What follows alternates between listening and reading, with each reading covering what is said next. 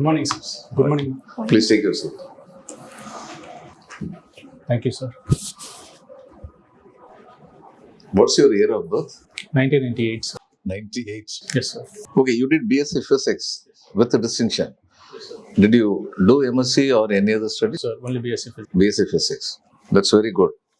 You know why I say it's very good? There is a course mate of mine. I belong to West Bengal cadre. One Jawahar Sarkar, he did only his BA and then he took up the exam. It's later he did doctorate, etc. He even was a Rajya Sabha member for some time. A man of great integrity. And when he found something wrong about the attitude of the CM about RG Kar College, he resigned from the membership of Rajya Sabha. He was only a graduate and a very brilliant person. You should be like that. You have scored 85.2%. Very good. You say that you have been selected to attend the Marina Republic Day camp. Yes, sir. What is that about? Sir, I was part of the NCC in my college, and there were some cadets who performed exceptionally in drills who were asked to march past in the Marina Republic Day camp, sir. Achha. Oh, so you went there. And you were also selected to attend the National Integration Camp in Punjab. Yes, sir. Okay. And first prize in paper presentation in intercollegiate event. What is the paper you present? Sir, my paper presentation is on theory of black holes, sir, within physics. Okay. And you passed NCC, then you were General Secretary of Guru Nanak College. Yes, General sir. Secretary of the Students' Union or? Students' Union, okay. Then you do cycling, reading fantasy novels, listening to Tamil movie songs. My learned member says that he also wrote like that and they asked too many questions about Tamil movie songs. So you should be prepared for it. And preferably, when you talk about Tamil movie songs in Tamil, you should keep the English translation in mind. Effectively, you should be able to translate it. It will be necessary. What is the main paper you have taken? Mains, option. It's PSIS, sir, Political Science and International Relations. Political Science and International Relations. This is your first clearance to main as well as interview. Earlier you have done how many attempts? It's 5 attempts in prelims itself, sir. Totally 5 attempts? Yes, sir. Why only 5? You don't come under any, this one? OBCs or? So OBC, yes. OBC, they allow only 5 attempts. There are 9 attempts, sir. Okay. And I've done 5 in the previous year. This is the attempt I've passed. I find that the number you have given is 000. Yes, sir. What does it mean? I was not able to recall my UPSC roll numbers. So if you are unable to recall, just give 000. But don't you think you should be able to recall? You should have kept a record of it. Sir, I lost it, sir. Okay. Now, they will ask, what's the third law of thermodynamics? Sir, I think it's about entropy, but I'm unable to recall at the present. You had distinction, my dear friend. Yes, sir. So you should know third law. And what is the first law of thermodynamics? Sir, first law is that energy within an isolated system remains constant, sir. I think it is every object continues to be rest or in uniform motion unless disturbed by an external force. Okay, sir. Sir, I wrongly understood as first law of thermodynamics, sir. First law of motion I could recall, sir. I'm sorry, sir. Third law of thermodynamics is entropy of the world is increasing. Okay, sir. Yes, sir. See, they will certainly ask questions about physics, especially when you are having distinction. You should be able to answer, right? And about all your extracurricular activities, they will ask. And since your mains is about international relations and public administration, right? And international relations, sir. They will ask about both. Okay, who is the founder of the thought of having political science in the world? Sir, I think it's Plato. And what did he say? Sir, he's the father of political idealism, and he suggested that the person could have a better life only within a member of the state. He gave the theory of philosopher king and the hierarchy between individuals within a state, sir. His theory of justice and theory of education are very revolutionizing at the time, sir. He belonged to some city-state? So, Athens, I think. Athens. And his disciple was Socrates? Aristotle, sir. Aristotle. His guru was Socrates. Yes, some people say that he only put on record Socrates' words, because Socrates never wrote anything. Yes, sir. And it was Plato who put everything in. Yes, sir. And Plato also wrote the famous Republic. Yes, sir. Right? Republic. Okay. You agree with whatever he said or most of what he said?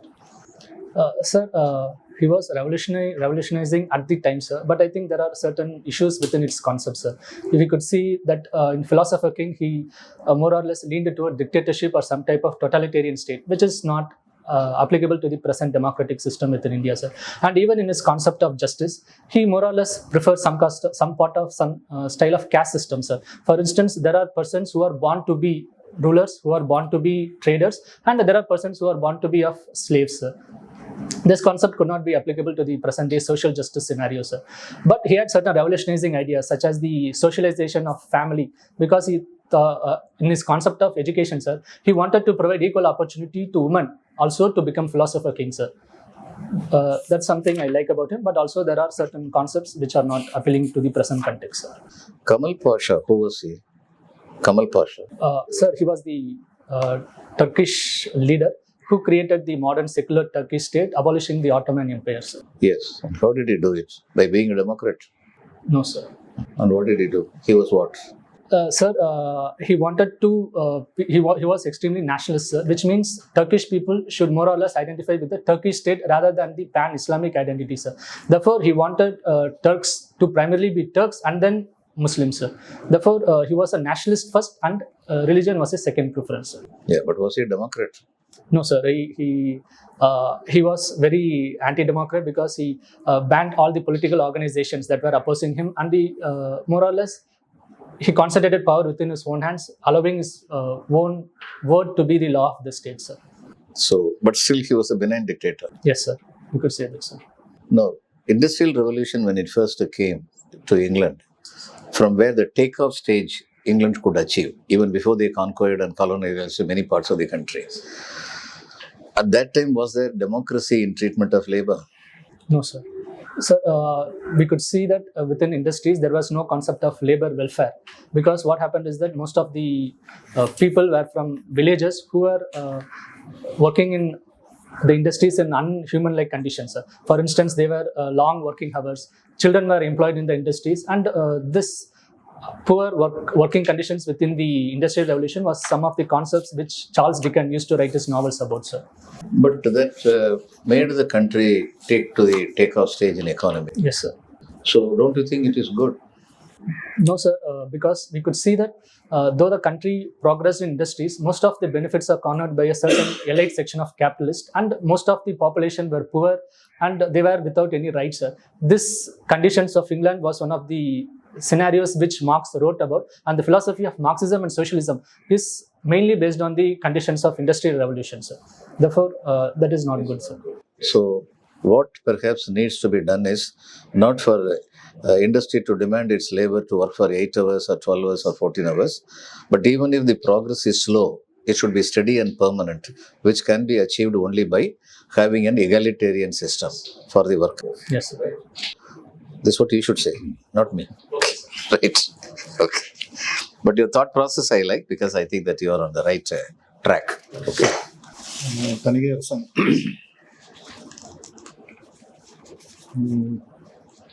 You have stated that you have been self-employed. Yes, sir. Nature of employment, one of the directors in a startup. Yes, sir. It is grand on sports. Yes, sir. Okay. And you have stated that your monthly income is zero. Yes, sir. Why is it that? Sir, because we are at the early stage startup, and whatever we are earning is we are reinvesting within the startup itself for its expansion, sir. We are not using it for personal income, but reinvesting within startup itself, sir. So therefore, the income is at present it is zero, sir. So is it only you or all the directors are doing the same thing?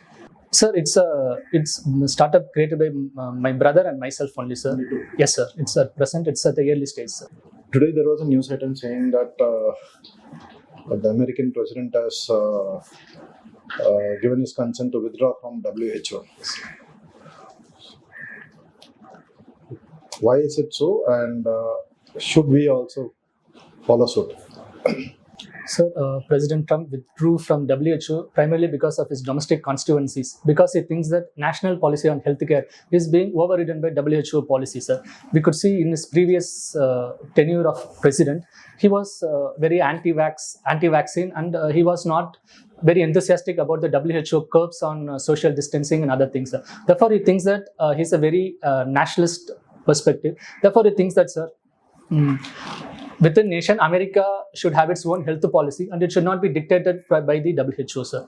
Therefore, he thinks that we should come away from WHO, and whatever USA does, it will be for its own benefit, sir. But however, sir, for India, it is beneficial to be part of WHO, sir, because there are many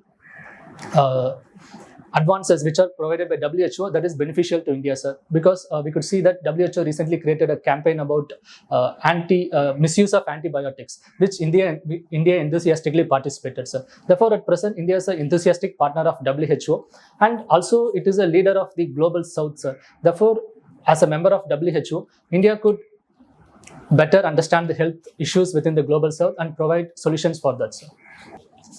What is mobocracy in political science? Mobocracy. Sir, mobocracy we could understand from the Aristotle's concept that there is no centralized control, and people as a mass control the politics and the administration, sir. Therefore, there is no rule of law that is present within the system. Really related to rule of law?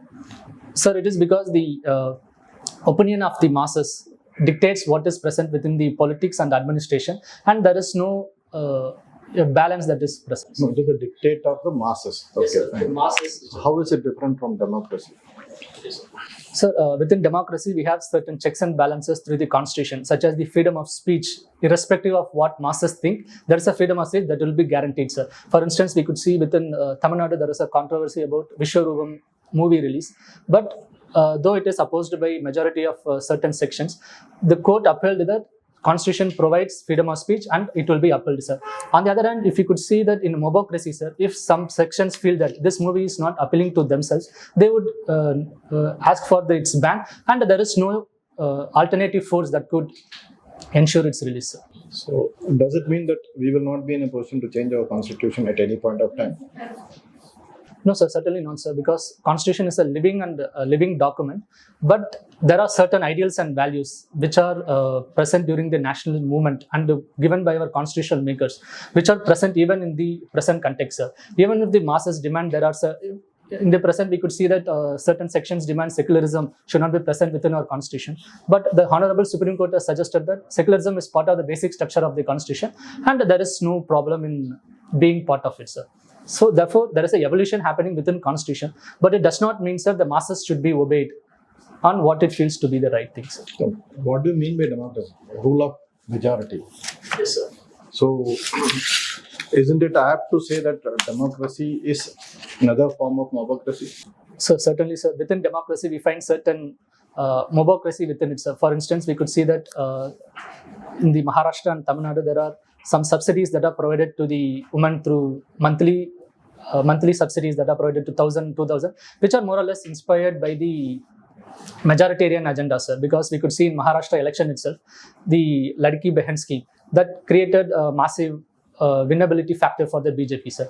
However, sir, within democracy, it is not only about the rule of majority, but also protection of minority, sir.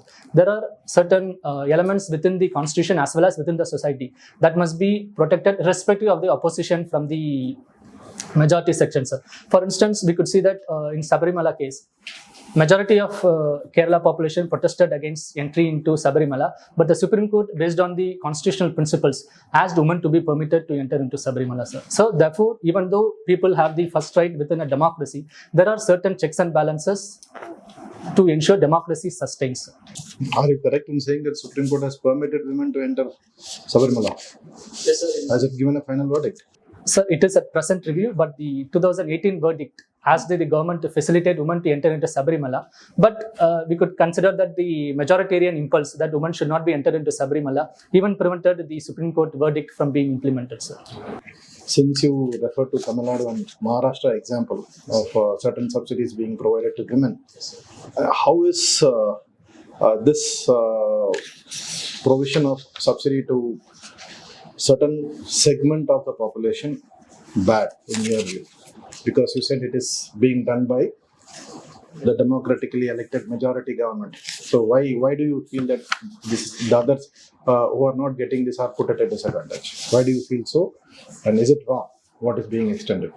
Sir, in my opinion, sir, it is good that some sort of subsidy is provided to the poorer section. But however, sir, within Maharashtra, Tamil Nadu, it is a wide bracket, sir, which means people who are not even in need of that money receives that money, and it is more or less it is about a political issue, sir. Because due to this subsidy, what happens is that fiscal prudence within the government reduces, and government investments in infrastructure and other job creating activities could be reduced, sir. We could see this effect even in Delhi, whereby the AAP as well as BJP promises more than 2,500 to the women, and what happens is that it is seen as a short term measure, sir. Long-term measures such as reducing the poverty or improving the infrastructure, providing jobs to the women are being sidelined, and simply providing money to the women could be seen as a winnability factor in elections, sir. This is not a good trend at the present. What we need is a long-term measure for improving the status of women, such as empowering them with more jobs, higher education to the women, or increasing the women's enrollment into STEM courses, SSG concept. This could be a better way of empowering the women rather than simply providing money to women without any nets. In Tamil Nadu, it is only they have been provided free fare to travel. Yes, sir. So it is only the travel which has been subsidized. No, sir, there is 1,000 rupees Magalir Urumi Toge that is being provided by the Tamil Nadu government, sir. To those even below a particular. No, sir, it is. I think it is to all ration card holders, sir. To all ration card holders. Are you correct about your? Sir, I recently input? read it is about ration card holders. I'm Just re-verify it and confirm yourself. I just want to know the meaning of your name first. Okay, ma'am. Ma'am, Thanigaiarasan metaphorically refers to the Lord Murugan, ma'am. Thanigai is one of the 6 abodes of Lord Murugan in Tirutani, and there is a hill known as Thanigai Hill, ma'am. Arasan is the king, which means king of Thanigai Hill, which is Lord Murugan. Therefore, Thanigaiarasan is the king of Thanigai Hill, which metaphorically refers to Lord Murugan, ma'am. Okay, I could see that you have a good science background, but you opted for BSc Physics. Any particular reason for that? Ma'am, BSc Physics, because during my school days, I was interested in the various concepts that were taking around the physics, such as the concepts of universe, black holes. These are the concepts that interested me during my school days, ma'am. Therefore, I choose physics as a graduation subject, ma'am. Okay, and now you're doing a startup, your own startup you have? Yes, ma'am. In the sports? Yes, ma'am. Okay, so tell me name a few sports from India and apply the applied physics in the rules of the sports. Okay, ma'am. Ma'am, one of the most popular sport is cricket itself, ma'am. And we could see that the cricket, either the batting or bowling, is based on Newton's second law, whereby force depends upon the acceleration, ma'am. We could see that how the bowler bowls the ball depends upon the force he inputs into the ball, ma'am. And also how the batter hits the ball hard depends also upon the force and acceleration, ma'am. That's all I could remember. Okay, good. And regarding you have your optional of political science and Yes, ma'am. international relations. Now everybody is talking about US Donald Trump. So Yes, ma'am. what's your suggestions and how India can maintain a balanced relations with China and US simultaneously? Okay, ma'am. Ma'am, recently Trump came into the USA president, winning both popular vote as well as the electoral college, ma'am, and is said to be one of the most popular presidents in the US in the 21st century, ma'am. Ma'am, India has both positive as well as negative. According to you or according to which data? He's a popular. Ma'am, because since George Bush of 2000, he won the electoral college as well as the popular vote, ma'am. Because the victory of President Trump is unprecedented in the 21st century, ma'am. Okay. And ma'am, within India, there are both positive and negative aspects, ma'am. Within negative, we could see that Trump has a more or less a transactional approach towards relationship, and there are certain issues that are present for India, ma'am. For instance, he said India to be the tariff king, which means he would impose a lot of tariffs on India's imports towards USA, ma'am. And there is also recently H1B issue, which is present within the USA, and Trump would more or less reduce the H1B visa, which means India's skilled migration into the USA would be reduced and India's migrants would be affected by it, ma'am. And these are the negatives I could think, ma'am. And there are also many positives due to Trump coming to USA. The primarily among being that Trump has a very antagonistic attitude towards China, which means India's border issue could receive more help from the Trump, ma'am. We could see institutions such as Quad becoming strengthened, and India, USA could be an important partner in helping us balance with China, ma'am. And also, we could see that Trump is more or less providing technology, and the defense partnership is rapidly rising. And India could use the same thing with the USA, ma'am. Okay, thank you. Thank you, ma'am. You studied in Guru Nanak College. Is it run by a trust? Is it a community college like a Sikh association, something running it? Sir, it is a trust of Sikh representatives within Tamil Nadu. Have you visited any Gurudwaras in Chennai?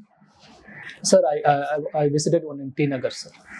Okay, just as a casual visit, or you went with a friend? Like, Sir, we were as a NCC cadets. We were organized as during Guru Nanak birthday. We went as a group to pay respects to Guru Nanak. okay, did you participate in the langar operation? Yes, sir. Within Guru Nanak College, there is a langar that happens every day, and I, both as a college student and NCC cadet, I participated in langar almost every day, sir. Any idea about the Punjabi community in Chennai? Like, have you read the history or anything on that? Sir, you I'm like not to sure enlighten? about the Okay. Indians. Are you aware of casteism as a problem present in among contemporary Sikhs, or is it free of casteism? Sir, yes, sir. Sikhs do have caste system within themselves, because there is even though Guru Nanak suggested that there should be no distinction between individuals, due to India's society, there are caste system that has penetrated into the Sikh community, sir. We could see there is a Jat Sikh, which is the upper caste Sikh, and there is a Mahant, which are the Dalits among Sikhs, sir. Even within Indian constitution. Who are the Dalits? Sir, Among the Sikhs, what are they called? Dalits in the Dalits, Sikhs. yes, sir, What are they called? Mahant, Mazhabis? Who are they? Mazhabis, yes, sir. I'm sorry, sir. Sir, there are Dalits within the Sikh community, and even Indian constitution recognizes that Hinduism means Hinduism, Sikhism, and Jainism and Buddhism. Therefore, it is a serious problem within Punjab Sikh community, sir. You and your brother have started the startup. Yes, Okay, literally your brothers, but there is another criticism of startup culture in India. It's the bro culture, a very toxic, more macho. Can you enlighten us on that? Is it true, or is it just a narrative? So it is certainly true, sir, that startup culture is more or less an informal culture that has less employee protection and less formal interaction with the employees as compared to the established companies such as Reliance and Tata, sir. This is because a startup more or less function on a very limited availability of funds, sir, which means they have to scale quickly and achieve profitability in a quicker time. Otherwise, there is a great possibility that startup could go bust, sir. Therefore, what happens is that they expect that employees would put more effort into the startup than they could do in other works, sir. Therefore, we could see in the instances such as Byju's, where there is a lot of toxic culture surrounding the employees, and employees were asked to work even on holidays and even after working hours such as 5 p.m. and 6 p.m. And it is a serious concern within the startups, sir, because of the necessity for. Recently, I heard one neurosurgeon talking about criticizing this young generation asking for work-life balance. And he was asking, just imagine if I say that I want work-life balance, I will do the surgery on Monday, what would happen? So he was complaining that I am working more than that. So how do you see this work-life balance debate? What we are missing in this entire debate? Sir, within work-life balance, what happens is that employees. No, the debate, what is missing? I just want to, today Narayana Murthy, like yesterday, I think he spoke something, which was that missing point, which was quite missing in the debate. People are just telling this side or that side. What we missed in the entire thing? Sir, somebody was supporting it. yes, sir. Somebody say we should not. Okay, but what was missing? What issues were, crucial issues were not talked about at all? Sir, I think it is the productivity of employees within India is not up to the level of nations such as Germany and Japan. For instance, within India, there was a report by Oxfam, sir, that suggested that the hourly productivity of Indian employees is just $8 per hour, whereas within Germany, it is more than $130 per hour, sir. Which means if German employee works for 4 hours, he could put more productivity than an Indian employee working for 8 hours or 10 hours, sir. Therefore, what is necessary is that productivity of Indian employees, especially their skill development and other factors should be improved rather than asking them to work for long hours, sir. Because anyway, if they work for long hours, there is no improvement in productivity that takes place, sir. What is quantum entanglement? Sir, quantum entanglement suggests that if two particles based on quantum mechanics, though they are separated from infinite distance, they have the same properties. If If a particular object at infinite distance changes its position, despite the distance, another object will also change its position, sir. That is the quantum entanglements. Does that matter when it comes to cryptography or security, cyber security? Yes, sir. Now there is a discussion about quantum key encryption, whereby satellites could be used to provide photons to be provided to the ground station, sir. And we could see that if there is interruption within the transmission, it could be easily identified in the present, sir. Therefore, quantum key distribution, that is based on the quantum mechanics of entanglement, provides the highest level of cyber security at the present, sir. One last question. If I have to ask you to comment on the performance or behavior or style of behaving of our Foreign Minister Jaishankar as a minister and as a career diplomat, is there a difference or is it the same? As an IFS officer, yeah, and as a minister, is it the same or he has changed his to suit the profession? Okay, sir. Sir, I think as an IFS officer, there is no political involvement within the foreign policy. However, now he is a politician within the BJP government, and his foreign policy is more or less dictated by the BJP's political involvement, sir. Therefore, he also comments on certain issues within Tamil Nadu, and therefore there is a political involvement of Mr. Jaishankar within IFS, sir. Hello, Thanigaiarasan. You were General Secretary of College State Students Union. Yes. Are you elected? Were you elected? No, sir. Within my college, there is no concept of election. We were selected from each departments to head the respective unions. There is no election in educational institutions, in majority of the institutions. Sir, within Tamil Nadu, in most colleges, there is no elections for the students' union, which is present in Kerala or Delhi, sir. I think, sir, it is primarily because students' election has become more or less politicized, sir, with the established political parties from outside the college, such as the Congress, the BJP, and the DMK enter into the institutions, and the students' union have become more or less politicized. And even students see such unions not as improving the welfare of the students, but to advance their political careers, sir. Therefore, it has resulted in a lot of violence within the institutions as well as outside the institutions, sir. Therefore, I think it is abolished to prevent. In Delhi are also political. Then why Tamil Nadu is not following the footsteps of Delhi? Sir, I think because there is a lot of violence among the student union members between the opposing and the elected party. So I think that is the reason, sir. What is the concept of a students' union? Sir, yes, sir. Students' union acts as an interface between the students and the administration. They would engage with the students, collect their grievances, and what are the steps that needs to be taken, and convey it to the administration, sir. Because administration on their own cannot understand the issues that are present within various departments, sir. Therefore, students' union could help important interface between the students and the administration, sir. Can we or can't we establish that in our premises, in the college premises? Sir, in my opinion, elected union more or less has become politicized. Therefore, selected, which means appointed by the administration based on the qualities that are present within the various candidates, could become a very important thing in students' unions. What's the difference between political science and political theory? Okay, sir. Sir, political science is based upon the principles of science that is being introduced into the political science, sir. It became very important after the behavioral revolution, sir. We find scientific concepts such as the regularization, systemization. These concepts are introduced into political science, whereby it is not only about armchair theories of stating various concepts and normative issues, but political science would involve understanding the concepts on the ground and providing theories for it, sir. Political theory more or less depends upon history, law, and philosophy, and has no scientific achievements within it, sir.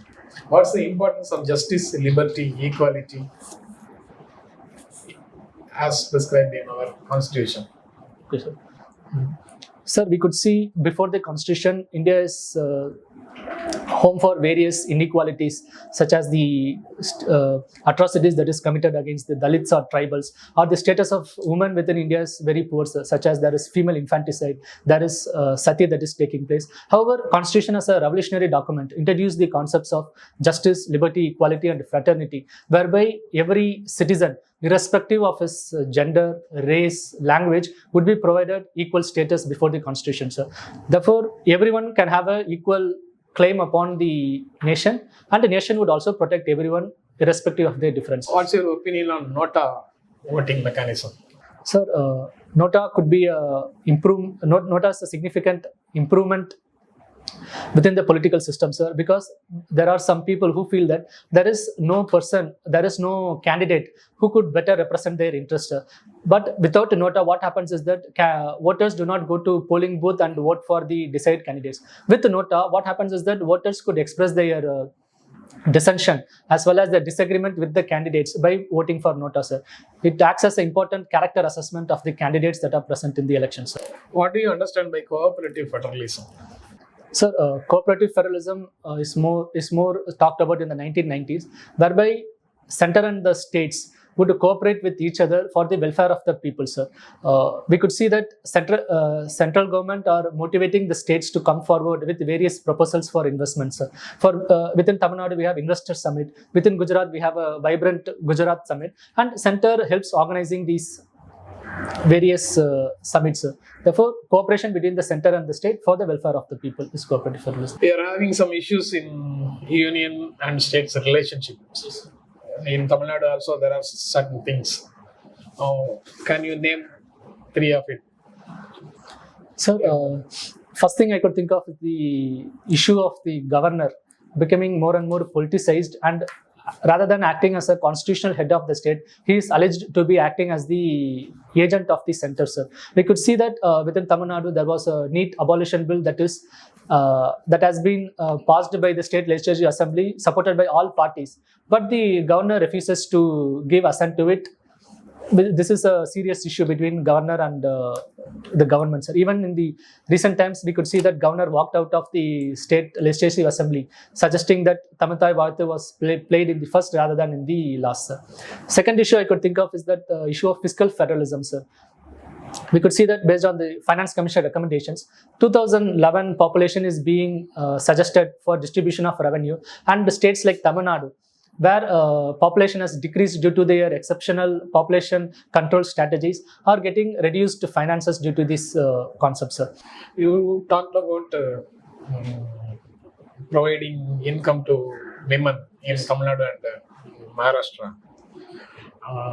Is there any difference between both the states? One implemented that program during middle of the tenure, and another implementing the program at the last 6 months of tenure.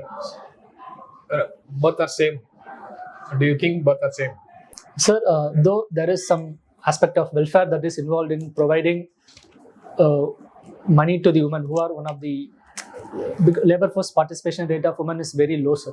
Therefore, some sort of money to the women could ensure their financial independence. However, sir, there is also an element of politicization of these schemes, sir, because we could see that women's voting percentage has increased to more or less 50 to 55%, which means women are becoming a very powerful voting bloc, and the best way to attract such voting bloc is by providing money, which is they are in desperate need of, sir. Therefore, there are both the welfare aspects within it and the political aspects, sir. However, the welfare aspect could be enhanced, sir, if there is a targeted approach, which means only the poorest of the poor women will be provided with such money, and the rest of the women would be empowered by better education, skill development, and employment opportunities within the rural areas. Universal basic income has a place in democracy, has a place in economics. It's a social and economic policy. Then can we equalize it to mobocracy? Sir, universal basic income, providing money to everyone irrespective of their social and economic status, this can be said to be some sort of mobocracy, sir, because there are many grievances among the people within the country, and simply by providing money, it is suggested that such grievances could be addressed, sir. However, again, it is the issue of short term versus long term, sir. Universal basic income could provide short-term benefits to the people. However, long-term investments in infrastructure such as road, attracting industries could be affected, sir. We could see even in PM Kisan scheme, there is a targeted approach towards the farmers. Could be a better aspect of providing welfare rather than a universal approach that provides money to everyone irrespective of their economic status. Last question. We are waging a war against Indian state. What action will you take against the person who talks like this? Sir, if he is inciting people to wage war against the Indian state, he itself. I don't want if. Okay. This is the statement. Okay, sir. What action will you do? Sir, obviously the laws of the government such as the National Security Act or the Unlawful Activities Prevention Act should be invoked against the person, and legal issues could be legal efforts could be taken against him, sir. There are three categories of things: discussion stage, advocacy, and incitement to violence. Except the case of incitement to violence, the first two stages should not be booked. This is the verdict of Supreme Court.